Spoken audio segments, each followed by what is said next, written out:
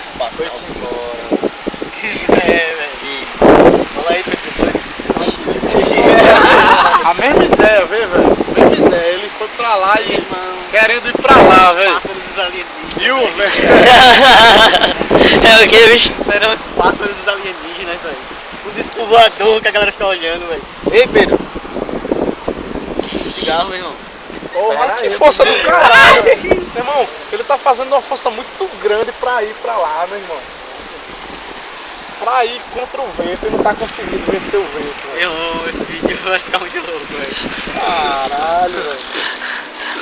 Aí, Pita. Qual o nome, Will? Então. Massa.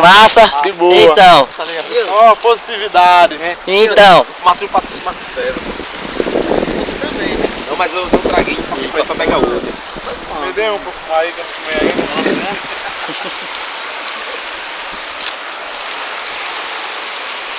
É massa, viu? Nossa. Nossa, cara, sério. É muito massa.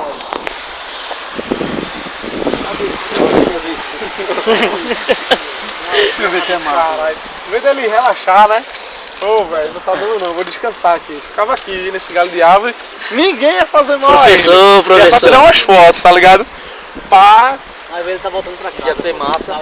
Passou o dia trabalhando. E ele ficava aqui com a galera, Filhos, tá aí. Curtindo a vibe e tal. trocando até uma ideia com a gente, né? Curtindo a vibe. Pá. Tem filhos, vocês precisam ir pra casa, tá aí. Tava trabalhando e tal, aí tem que chegar em casa, velho. tava aí. Isso é o pássaro que vocês estão falando, né? né? É o passarinho que passou aí, pá. Olha ele ali ainda. Então, Vê que não dá pra filmar não, caralho, meu irmão. velho. Tá muito longe, velho. Ele tava ali, velho.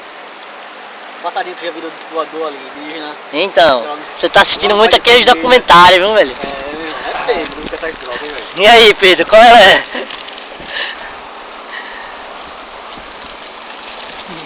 É, né, velho? Então, massa.